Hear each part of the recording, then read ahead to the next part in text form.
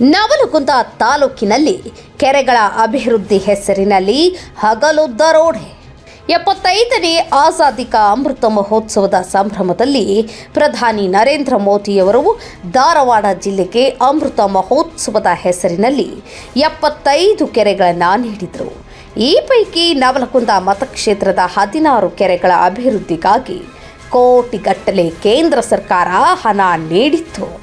ಆದರೆ ಅದರ ಹೆಸರಿನಲ್ಲಿ ಹಣ ಲೂಟಿಯಾಗ್ತಿದೆ ಎಂದು ಆರೋಪಗಳು ಕೇಳಿಬರ್ತಿವೆ. ನವಲಗುಂದ ಮತಕ್ಷೇತ್ರದಲ್ಲಿ ಕುಡಿಯುವ ನೀರಿನ ಸಮಸ್ಯೆ ಇದ್ದು ಜನರ ಅನುಕೂಲಕ್ಕಾಗಿ ಕೆರೆಗಳನ್ನು ಅಭಿವೃದ್ಧಿ ಮಾಡಿ ಜನರ ಹಿತಾಸಕ್ತಿಗೋಸ್ಕರ ಕೇಂದ್ರ ಸರ್ಕಾರ ಹಣ ಬಿಡುಗಡೆ ಮಾಡಿ ಅಭಿವೃದ್ಧಿಗೆ ಅನುಮೋದನೆ ಮಾಡಿಕೊಟ್ಟಿತ್ತು. ಆದರೆ ದುರದೃಷ್ಟಕರ ಸಂಗತಿ ಏನೆಂದರೆ ಗ್ರಾಮಸ್ಥರು ಹೇಳುವ ಪ್ರಕಾರ ಯಾವುದೇ ರೀತಿ ಕಾಮಗಾರಿ ಸರಿಯಾಗಿಲ್ಲ. ಒಂದು ಕಾಮಗಾರಿ ಬೋರ್ಡ್ ಇಲ್ಲ, ಪೀಚಿಂಗ್ ಇಲ್ಲವೇ ಇಲ್ಲ, ಹೂಳು ಎತ್ತುವ ಕೆಲಸ ಕೂಡ ಸರಿಯಾಗಿಲ್ಲ. ಮೊದಲೇ ನೀರು ಬಿಟ್ಟು ಎಲ್ಲವನ್ನ ಮುಚ್ಚಿ ಹಾಕುವ ಕೆಲಸ ಮಾಡುತ್ತಿದ್ದಾರೆ ಎಂದು ಸಾರ್ವಜನಿಕರು ಆರೋಪ ಮಾಡುತ್ತಿದ್ದಾರೆ. ಕಳಪೆ ಕಾಮಗಾರಿ ಯಾರ ಹಿತಕ್ಕಾಗಿ?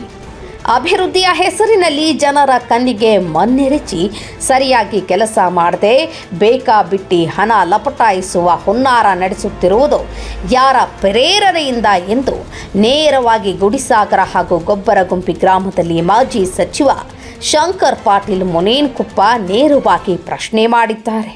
ಎಲ್ಲವೂ ಕೂಡ ಈ ರೀತಿ ಕಾಮಗಾರಿಯನ್ನು ಯಾವುದೇ ಜನಪ್ರತಿನಿಧಿ, ನಾನು ಕೂಡ ಬಹಳ ಸುಮಾರು 10 ವರ್ಷಗಳ ಕಾಲ ಮಂತ್ರಿಯ ಕೆಲಸ ಮಾಡಿದ್ದೀನಿ, ಅನೇಕ ಜಿಲ್ಲಾ ಉಸ್ತುವಾರಿ ಮಂತ್ರಿಯ ಕೆಲಸ ಮಾಡಿದ್ದೀನಿ.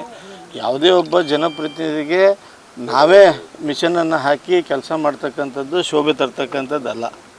ಅದು ಕಾಂಟ್ರಾಕ್ಟರ್ ಇದ್ದಾರೆ, ಪಾಪ ಅವ್ರ ಹೊಟ್ಟಿಪಾಡಿಗಾಗಿ ಅವ್ರು ಕೆಲಸ ಮಾಡ್ತಾರೆ.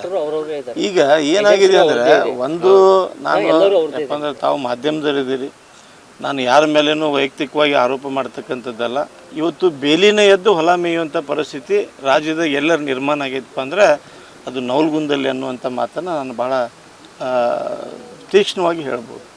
ಯಾಕಂದರೆ ಬೇಲಿನ ಎದ್ದು ಹೊಲ ಮೇಯ್ದ್ರೆ ಏನಾಗುತ್ತೆ? ಇವತ್ತು ಪರಿಸ್ಥಿತಿ ಹೀಗಾಗಿದೆ ನೋಡಿ. ಇವತ್ತು ಊರವ್ರು ಹೇಳ್ತಾರೆ, ಒಂದು 2-3 JCB ಬಿಟ್ಟು ಬಿಲ್ ತಗೊಂಡು ಹೊಂಟ್ರಿ. 42 ಲಕ್ಷ ರೂಪಾಯಿ ಕೊಟ್ಟಿದ್ದೆ ನಾನು. ಟೋಟಲ್ ನಿಮಗೆ ಸರ್ಕಾರದ ಮಾಹಿತಿ ಪ್ರಕಾರ ಇದೆ, ಯಾವುದು ನಮ್ಮಲ್ಲಿರ್ತಕ್ಕಂಥ ಮಾಹಿತಿ ಅಲ್ಲ. ಇವತ್ತು ನೋಡಿರಿ, ಯಾವಾಗ ಇಲ್ಲಿ ನೋಡಿರಿ, ಇಲ್ಲಿ ಯಾವಾಗ ನೀರಾವರಿ ಇಲಾಖೆಯಿಂದ ಟೆಂಡರ್ ಆಯಿತು ಅದು ಇಲ್ಲಿದೆ. ಇದು ಯಾವ ಸರ್ಕಾರದಲ್ಲಿ ಆಯಿತು. ಇವತ್ತು ಅಮೃತ ಸರೋವರದಲ್ಲಿ 75 ಏನೇನು ಕಾಮಗಾರಿ ಮಾಡಬೇಕಂತ ಅದು ಇದೆ ಪಟ್ಟಿ. ಇವನು ಯಾವನೂ ಇದಕ್ಕೆ ಅಳವಡಿಸಿಲ್ಲ, ಎಸ್ಟಿಮೇಟ್ ಕೂಡ ಇಲ್ಲ, ಅಧಿಕಾರಿಗಳು ಕೂಡ ಇಲ್ಲ. ಇವತ್ತು ಅಧಿಕಾರಿಗಳ ಇದೆಲ್ಲ ಸರಿಯಾಗಿ ಮಾಡಿದರೆ ಅವ್ರು ಮುಂದೆ ಬಂದು ಫೇಸ್ ಮಾಡಬೇಕಾಗಿತ್ತು. ಇವತ್ತು ಯಾರು ತಪ್ಪು ಮಾಡಿದಾರೋ ಅಧಿಕಾರಿಗಳ ಮೇಲೆ ಕೂಡ ಕ್ರಮ ಆಗಬೇಕಾಗತ್ತೆ. ಯಾಕಂದರೆ ಸರ್ಕಾರಕ್ಕೆ ಲಾಲೂ ಪ್ರಸಾದ್ ಯಾದವ್ ಅಂತಾರೆ ಕೂಡ ಜೈಲಿಗೆ ಹೋಗಿ ಬಂದಾರೆ.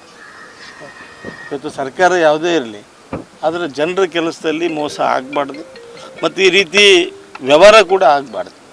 ಇವತ್ತು ನಮ್ಗೆ ಕಂಡು ಬರ್ತಾಯಿದೆ ನೋಡಿ, ನೀರು ಬಿಟ್ಬಿಟ್ರೆ ಇಷ್ಟು ಲಗು. ಈಗ ನೀರು ಬಿಟ್ಟು ಅದಕ್ಕೆ ಯಾವುದೂ ಕಲ್ಲು ಪಿಚ್ಚಿಂಗ್ ಇಲ್ಲ, ಕಂಟಿ ತೆಗ್ದಾರೆ, ನೀರು ಬಿಟ್ಟಾರೆ. 42 ಲಕ್ಷ ರೂಪಾಯಿ ಕಾಮಗಾರಿ ಇದು ಐತಿ ಅನ್ನುವಂಥದ್ದನ್ನು ಅವರೇ ಸ್ಪಷ್ಟಪಡಿಸ್ಬೇಕು. 42 ಲಕ್ಷ ರೂಪಾಯಿ ಕಾಮಗಾರಿ ಮಾಡಿರೇನಪ್ಪ ನೀವು? ಎಷ್ಟು ದಿವಸ ಮಾಡಿರಿ? ಅಭಿವೃದ್ಧಿಯ ಹರಿಕಾರ ಬಿರುದು ಪಡೆದ ಶಾಸಕರ ಮೌನವೇಕೆ? ಕ್ಷೇತ್ರದ ಜನರ ಆಸ್ತಿಯಾದ ಕೆರೆಗಳನ್ನು ಅಭಿವೃದ್ಧಿಪಡಿಸುವ ಬದಲು ತಮ್ಮ ಆಪ್ತರಿಗೆ ಹಣ ಮಾಡಿಕೊಡುವ ATM ಮಾಡಿಕೊಂಡು ಬೇಲಿಯೇ ಎದ್ದು ಹೊಲ ಮೇಯುವುದು ಎಂಬ ಗಾದೆ ಮಾತಿನಂತೆ ಶಾಸಕರು ನಡೆದುಕೊಳ್ಳುತ್ತಿದ್ದಾರೆಯೇ ಎಂಬ ಯಕ್ಷ ಪ್ರಶ್ನೆ ಸಾರ್ವಜನಿಕ ವಲಯದಲ್ಲಿ ಕೇಳಿ ಬರ್ತಾ ಇದೆ. ಸ್ಥಳೀಯರು ಹೇಳುವ ಪ್ರಕಾರ ಶಾಸಕರ ಅಳಿಯನೇ ಕಾಂಟ್ರಾಕ್ಟ್ ತೆಗೆದುಕೊಂಡು ಅವರ JCB, ಇಟಾಚಿ ಎಲ್ಲವೂ ಅವರದ್ದೇ ಮಾಡಿಕೊಂಡು ನಾವೇ ಸ್ವತಃ ಕೆಲಸ ಮಾಡ್ತಾ ಇದ್ದೀವಿ, ಯಾವ ದುಡ್ಡೂ ಬಂದಿಲ್ಲ, ಕೈಯಿಂದ ಹಾಕಿ ಮಾಡ್ತಿದ್ದೇವೆ ಎಂದು ಶಾಸಕರು ಖುದ್ದಾಗಿ ಹೇಳಿದ್ದಾರೆ ಎಂದು ಸ್ಥಳೀಯರು ಆರೋಪ ಮಾಡ್ತಿದ್ದಾರೆ. ಕೋನ್ ರೆಡ್ಡಿ ಅವರು 2 ಮಿಷನ್ ಕಳಿಸ್ತಾರೆ ನಮ್ಮೂರಿಗೆ. ಯಾವ ಎಸ್ಟಿಮೇಟಿನಲ್ಲ, ಯಾವ ಕಾಂಟ್ಯಾಕ್ಟ್ ಅನ್ನೋದು ಗೊತ್ತಿಲ್ಲ. 2 ಇಟಾಚ್ ಕಳಿಸಿ 1.5 ಫೂಟ್ ಕೆರೆ ತೆಗೆದಾರ. ಇದು ನಾನು ಸ್ವಂತ ರೊಕ್ಕದಲ್ಲೇ ಖರ್ಚು ಮಾಡಾಗೆ ತೆಗ್ಸಕತ್ತೇನೆ ಅಂತೇಳಿ ಎಲ್ಲ ತೋದಲ್ಲಿ ಪೋಸ್ ಕೊಡ್ತಾರೆ. ಬರೀ ಏನಾರು ಕೇಳಿದ್ರೆ ಯಾರು ಕಾಂಟ್ರಾಕ್ಟರ್ ಯಾರು ಅನ್ನೋದು ಗೊತ್ತಿಲ್ಲ, ಯಾವ ಪಂಚಾಯತ್ರಿಗೆ ಗೊತ್ತಿಲ್ಲ ರೀ. ಇದ್ರಿ ರೊಕ್ಕ ಎಷ್ಟು ಐತಿ, ಯಾವ ಕಾಂಟ್ರಾಕ್ಟ್ರಿಗೆ ಐತಿ, ಇದು ಏಟ್ ಅನ್ನೋದಾಗ ಗೊತ್ತಿಲ್ಲ. 2 ಮಿಷನ್ ಕಳಿಸ್ಕಾರ ಒಂದು 15 ದಿನ ಮಿಷನ್ ಕಳಿಸಿದ್ರೆ ಮಿಷನ್ಲಿಂತ ಸುತ್ತಲೂ ಇದು ಕಸ ಇದ್ದಿದ್ದು ಕಸಾಗೆ ಬರಿದ್ರೆ 1.5 ಫೂಟ್ ಮಣ್ಣು ತೆಗದಾರ. ಎಲ್ಲ ಸ್ವಂತ ಮಣ್ಣು ಟ್ಯಾಕ್ಟರ್ನಾರ ನಮ್ಮ ಊರಾರ ಎಲ್ಲ ತಾವ ಹೇರ್ಕೊಂಡೋಗ್ಯಾರ 2 ಮಿಷನ್ ಒಂದು ಕಳ್ಸ್ಯಾರ ನೋಡ್ರಿ. ಕೇಳಿದ್ರೆ ಏನು ಯಾರಿಗೆ ಮಾಹಿತಿನೇ ಹೇಳಿಲ್ಲ. ಯಾರ ಆಫೀಸರ್ನು ಯಾವ ಇಂಜಿನಿಯರು ಬಂದಿಲ್ಲ, ಇಲ್ಲೇ ಯಾರು ಬಂದೇ ಇಲ್ಲ ರೀ. ಗ್ರಾಮ ಪಂಚಾಯತ್ ಇಲ್ಲೇ ಅದಾರ ನೋಡ್ರಿ. ಪಿ ಡಿ ಅವ್ರು ಅವ್ರಿಗೂ ಏನು ಮಾಹಿತಿ ಇಲ್ಲ.